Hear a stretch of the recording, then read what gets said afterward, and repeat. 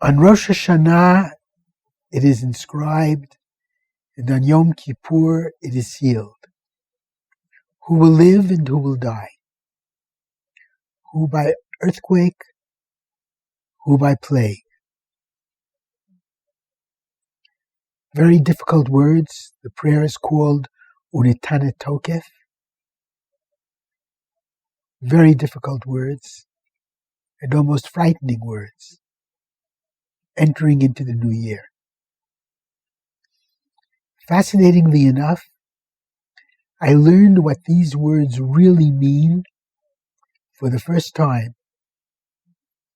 in 1970, exactly 50 years ago, in a cellar in Riga, Latvia, during the most difficult period of communist oppression of the Jewish people behind the Iron Curtain. During a contraband kiddush in that cellar, a vodka kiddush for the first time in my life. Let me explain. Lubavitcher Rebbe, Zechet Tzadik Livracha, asked to see me. I had been very active in Soviet Jewry work, and he knew that. And he asked if I would become an undercover agent to try to open 4 Batei Midrash, underground Batei Midrash. One in Moscow, one in Leningrad, one in Riga, and one in Vilna. He said it would be a bit dangerous, but I would make through fine with it. And at the end, I would do many good things for the Soviet Jews, but even more good things for my own neshama. Of course, I couldn't refuse. And he gave me what he called a handler, someone to handle me, to explain to me precisely what to do every day and where to go and how to go. And he trained me, so to speak. What I want to do is to describe to you one event. After I had already succeeded in Moscow and in Leningrad, and I was then in Riga, the capital of Latvia, as you know. A very large, beautiful synagogue. My instructions were not to go on Friday night, only Shabbat morning. That I should get there early at 8 o'clock in the morning for the beginning of the tefillah. And that the Gabbai would come over to me, introduce himself, and tell me what to do. And my shlichut would be that Shabbat.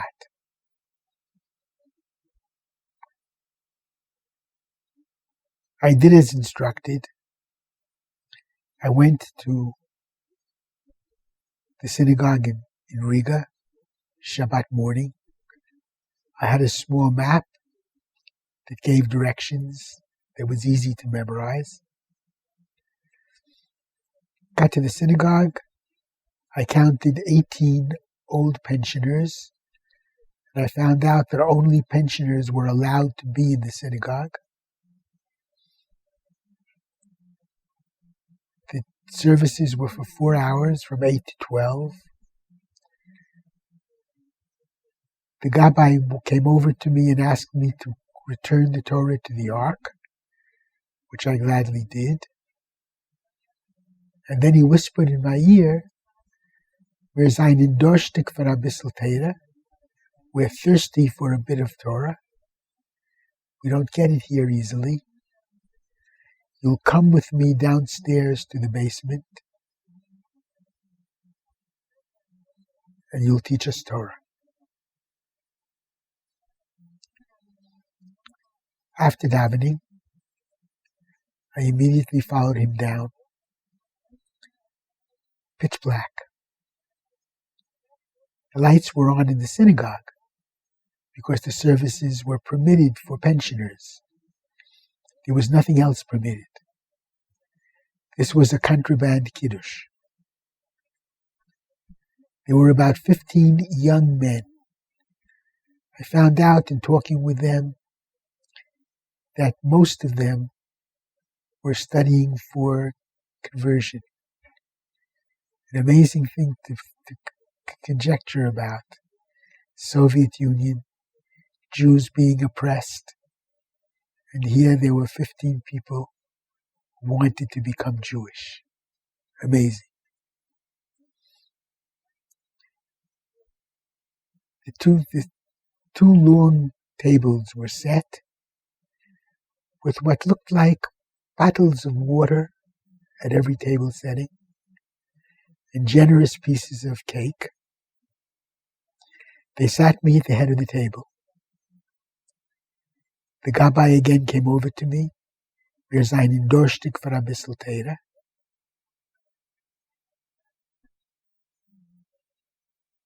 He filled my very large cup, goblet, Kiddush goblet, to the top with what I thought was water, but it had a clearly alcoholic fragrance. I wasn't quite sure what bracha to make. I looked up at him, and he said to me, Shahakol, vodka. Asked me in Yiddish, did I never taste vodka before? I said, no, frankly, I never did. But that's how Chabad makes Kiddush Rabbah on Shabbat afternoon. Fine, I made Kiddush. They sang a Hebrew song, a Zemer. They did a dance. All of this in the darkness, but we all got accustomed to whatever light there was. And we could manage even to see each other, barely, but we could manage. And sang, danced,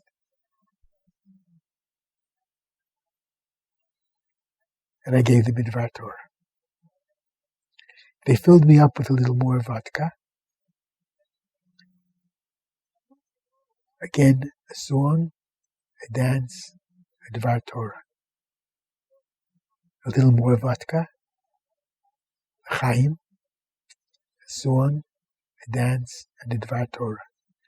9 times. By the 9th time, 2 things happened. First of all, until that time, every day behind the Iron Curtain was black Tisha B'Av. Suddenly, this Shabbat became for me pink Purim. I felt totally light and elevated. I could go anywhere, almost do anything. The second thing that happened, I had no more Divrei Torah. Parshat Ki Teitzei is filled with mitzvot. But all of a sudden, after having given 9 Divrei Torah, I couldn't think of anything else to say. And looking around, I noticed Rav Yisrael Friedman, whom I knew from before as a Chabadnik. And he had been the Balkore upstairs in the main shul. And I turned to him and I said to him, Rabbi Yisrael, I've run out of Divrei Torah. Perhaps you can give a Dvar Torah that I can bring back with me. He looked at me and smiled. And he began his Dvar Torah. He said, we learned from the Parsha in Ki Teitzei about a schir yom, a day laborer. V'yomo titein scharo. On the day that he is hired and does his work, you must pay him for his labor. You dare not allow him to go to sleep that night without having been paid for his labor that day.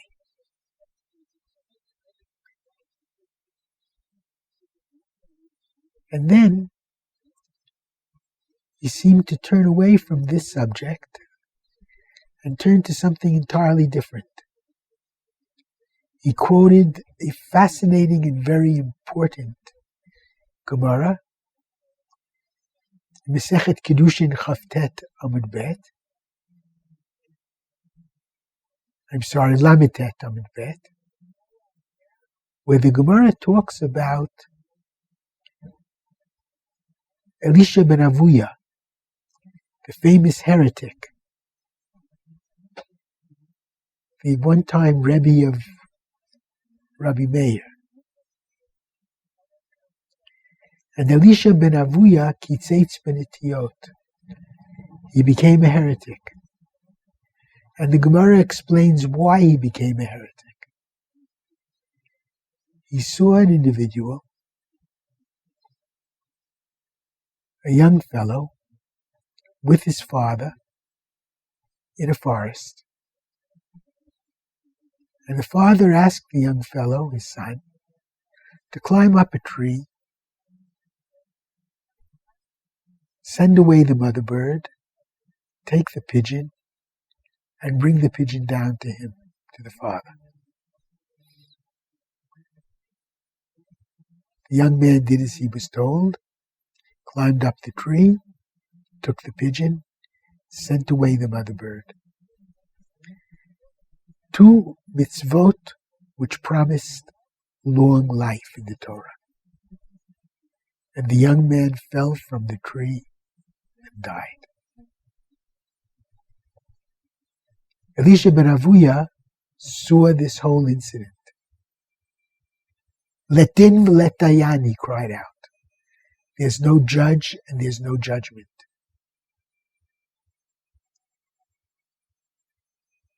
And the Gemara goes on. Rabbi Yaakov was a grandson of Elisha ben Avuya. Said, if only my grandfather had understood one principle in Jewish theology, he would not have become a heretic. And that is, schar mitzvah b'hayal maleka. There is no reward for commandments in this world. There is a reward, but only in the world to come.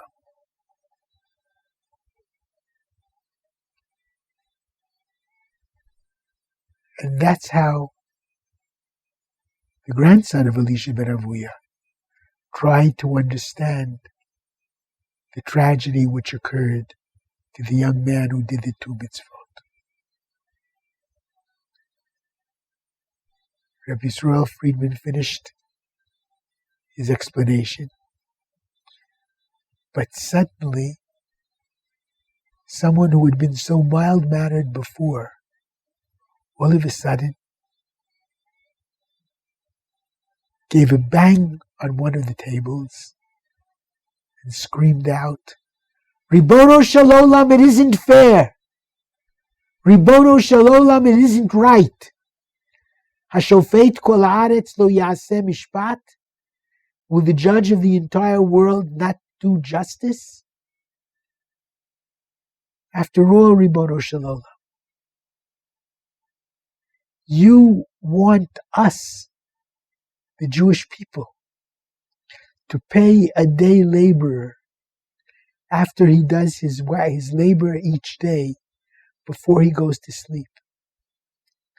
Yet, as far as we are concerned, you don't give us reward for doing the mitzvot until after we leave this world.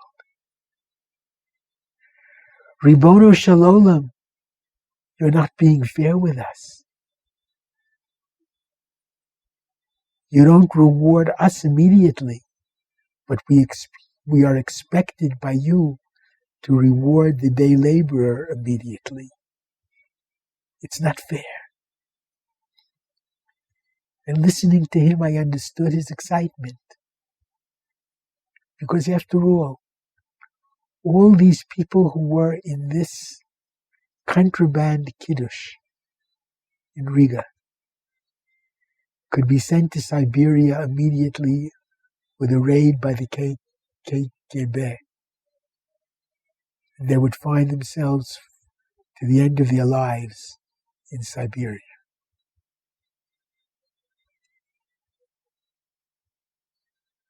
They felt it was very unfair. Their suffering was very unfair. All of this went into his comment. But then Rabbi Yisrael Friedman continued, and he said, the true answer is to be found in a magnificent Gemara, in the 7th chapter of Masechet Bava Metzia, where the Gemara makes a distinction between a day laborer and a kablan, a contractor.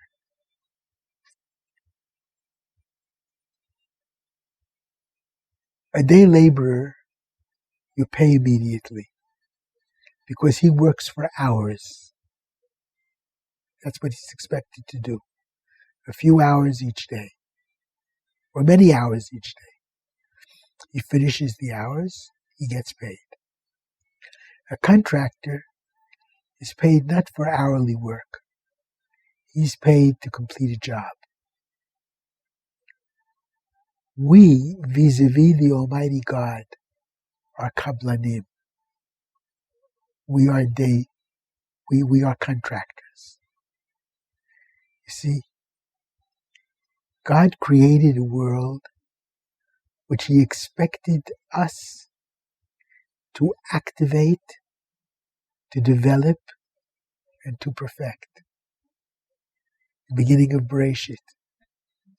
Vanichehu b'Gan Eden, God placed Adam in front of the Garden of Eden, which was the primordial world, la'ovda u'l'shomra, to develop it and to take responsibility for it. That's what we are expected to do, to take responsibility for the world and to make the world a little better. Yeshayahu Samach Zayin, Yotzer Or Uvore Choshech, Ose Shalom Uvore Ra, Ani Hashem Ose Kol Ele. I am the God who made light and made darkness, good and evil. I gave human beings free choice to sometimes do evil. But I, God, also created human beings in my image and after my likeness, to be my partners in perfecting the world in the kingship of God. We say it in Aleinu every single day. God expects us to perfect His world. And on Rosh Hashanah, we say it in our tefillot. Ata zocher ma'aseh olam. You remember every human deed from the beginning of the creation. Ufoked kol yitzurei kedem. You have a special job in mind for every creature who is born. And each of us must perfect the world around us to the best of our ability. And God knows exactly what we can do, what we are capable of doing, and what we may be able to do. Whether we do it or do not do it, we do not know until the end of our lives. And therefore we cannot be expected to be rewarded. And that's exactly what the Vilna Gaon says. B'Rosh Hashanah yikotevun u'v'yom Tzom Kippur yikotevun. On Rosh Hashanah it's written, and on Yom Kippur it's inscribed, who will live and who will die. It doesn't mean Olam Hazeh, this world. We don't know if he's done his job or hasn't done his job. Does it partially, or is all the way out of the ballpark? We don't know until we die. And therefore the only way that God can reward us is in the world to come. But we're all kablanim, and we have that challenge.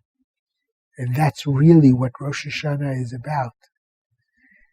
Our challenge to make the world better, so that we individually will be able to enjoy Olam Haba, and will help to bring Olam Haba closer to Olam Hazeh by fulfilling the contract that we were born to fulfill. I was trembling. I understood Rosh Hashanah for the first time in my life. Much more importantly, perhaps, because I'll never forget that Shabbat. I thought to myself, here in Russia I've experienced Jewish Galut. And I was privileged to live in the generation of the return to Israel.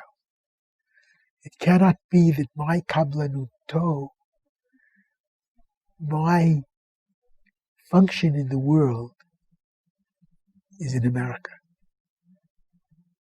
I have the privilege to live in Israel. I hope I keep Torah u'mitzvot. V'orashtem et haaretz v'yishavtem ba. I can live in Israel. I must live in Israel. I took an oath on that Shabbat after 9 vodkas that if I get out of this hellhole, which is Russia,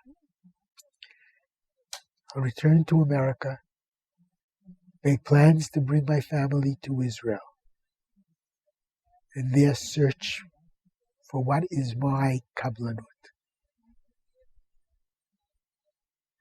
And once I arrive in Israel, every Shabbat, I will make kiddush on vodka and remember my oath and try to really do my kablanut. The Lubavitcher Rebbe was right. It was an amazing trip for me. Not so much for what I could do for the Russian Jews, but what happened to me as a result of it. I wish you all Tafshin Pei Aleph, a year of Pirion, Emunah, and Ahava, Avat Hashem and Avat Torah, and the fruit of your mitzvot. Be'ezrat Hashem, Shana Tova u'mevorechet.